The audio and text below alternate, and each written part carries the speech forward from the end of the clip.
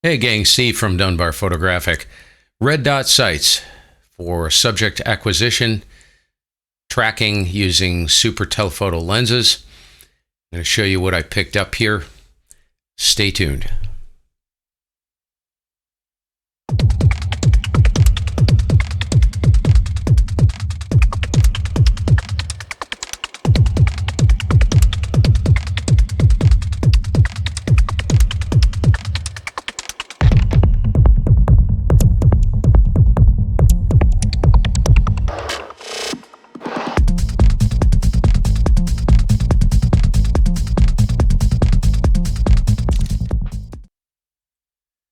Okay, I'm going to show you what I picked up for on the cheap. I did look at the TT Artisan, way overpriced in my opinion. And coming from IPSC USPSA competitions, including 3-gun matches, I did shoot limited, but my wife shot open class, and I built a 45 caliber open class race gun for her, which used a red dot sight, and this was a long time ago. This is over 20 years ago. Don't do it anymore, but kind of took some of my experience with that realm, and a lot has changed since then. So I'm going to show you a system I put together with a modification to solve the issue of having to re-zero every time you put the red dot onto your camera. So first thing I'm going to show you is I had a dilemma. This is the R6. This is the OM1 Mark II. Although this will go on any camera. This system will fit any camera. I've started to get more into shooting video. So if I place a red dot into the hot shoe using a cold shoe adapter, where am I going to put the microphone? So I picked this bracket up. It's got 2 brackets, and you can configure it to go up and over the top of the camera, which I don't want, but I needed something to hold the microphone while I'm shooting video. This pair, the microphone and the bracket, is very, very light. Yeah, I can kind of notice it's there, but it gives me a place to mount the microphone instead of having to duct tape it to the lens. So that's the first thing. I will show you the link to that, and I will post the links for this stuff in the description. So this is the bracket I picked up, dirt cheap, 15 bucks, and you can mount pretty much all kinds of accessories on that if you want to. But it's a great option. It's clean, very tight, very snug. You don't have to worry about it going anywhere, and you can kind of bash it around. I wouldn't, but that's what that looks like in pieces. Now let's get over to this guy. Can you believe that? That's the red dot sight with the cold shoe mount. Let me get over to the other camera.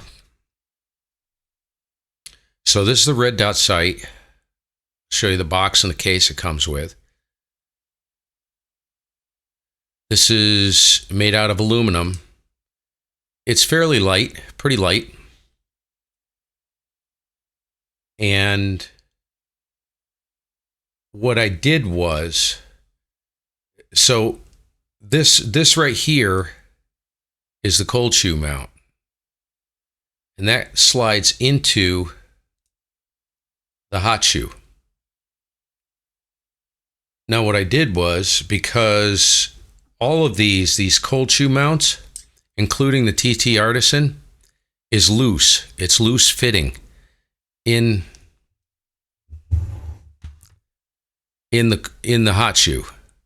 So when you place it in the hot shoe, after you take it out, it's got all this play. It wiggles back and forth, so you lose your zero. Right? So what I did was, I took a piece of aluminum flashing. You can barely see it.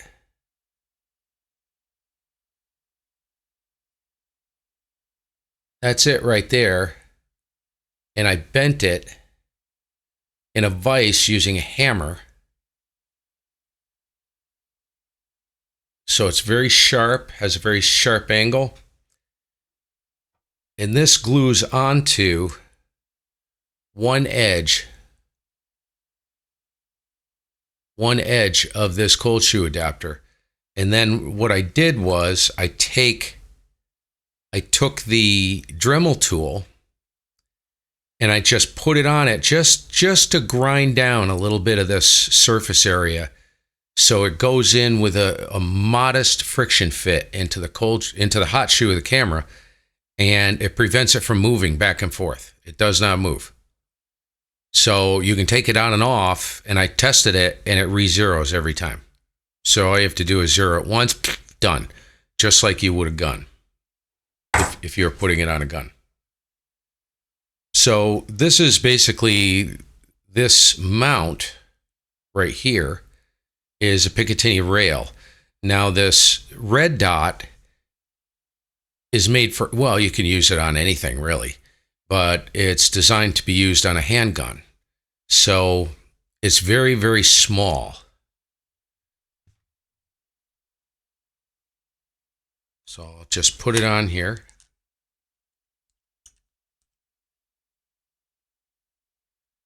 That's how small it is. Now here's the catch with this system. I looked at other systems and I didn't like them, including the TT Artisan. This actually sits. Let me flip the camera around, see if you can see it. So this actually sits ahead towards the lens.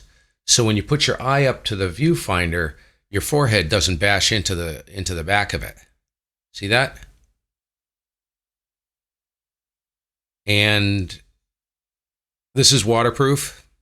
It's very inexpensive, you wouldn't believe it, and it works great. It's got variable brightness controls, and it comes with all the tools, all the Allen keys, and it comes with a adjustment tool for your windage and elevation. This is your elevation, this is your windage. This moves the reticle side to side, for those of you who aren't like pistol shooters or whatever, or rifle shooters.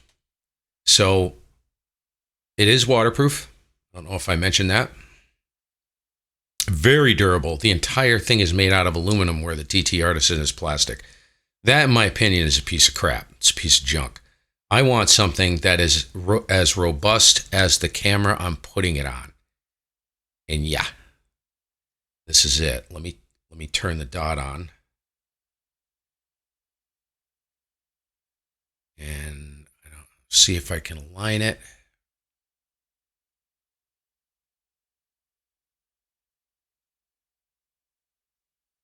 I don't know if you'll be able to see it. It is on.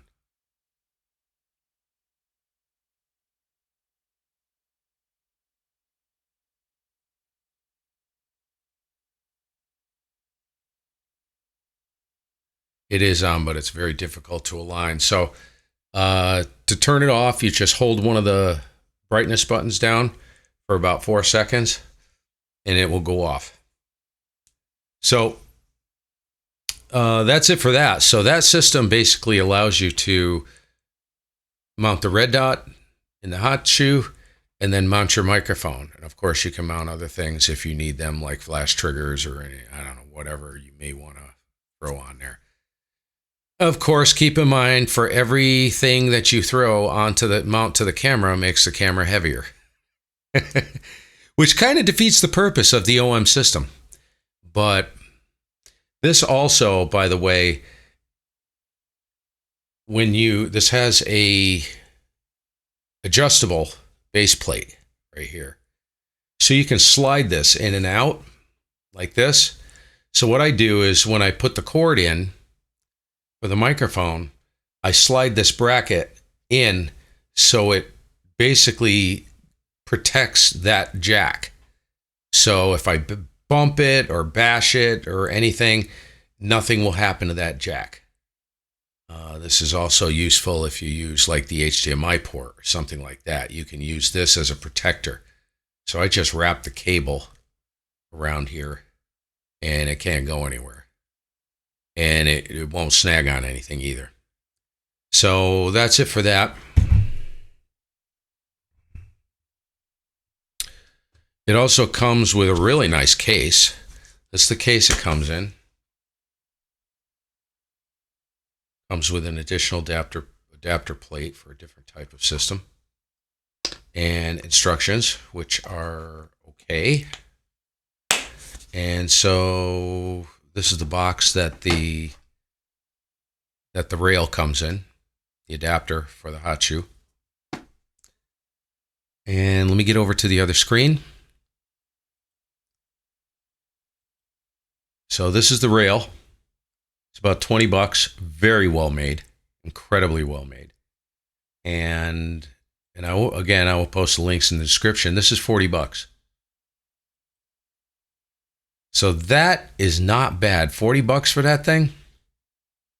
And when you go to the link, you'll see it's a micro red dot. So it's very, very small, very light, very compact. And like I said, works amazing.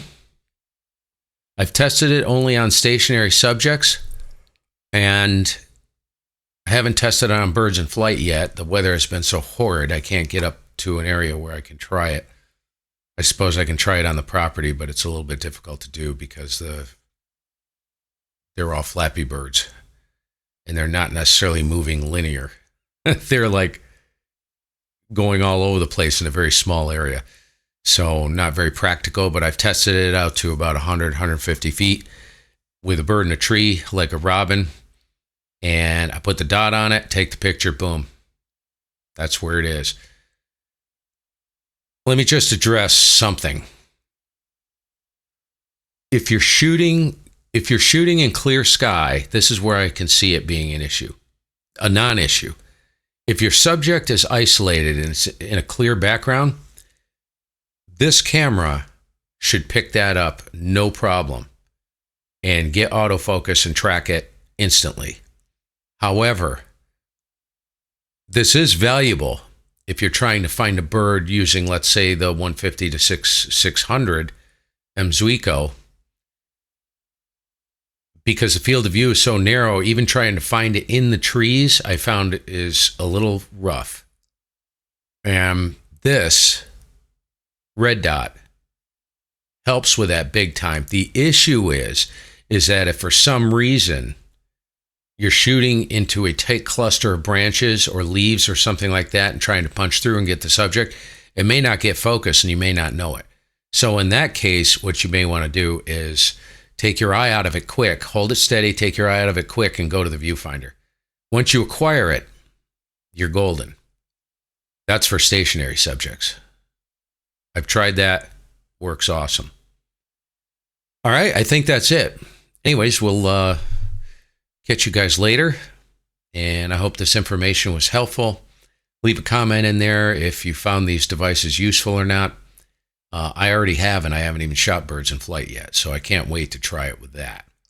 And just a sideshow, you do not have to hold, I see people do this, you don't have to hold the camera this far away.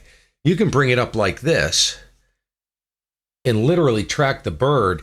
And the key with red dots, key with the red dot optics is you shoot with both eyes open. You don't, which is also a nice benefit because you have a lot less fatigue in closing your left eye.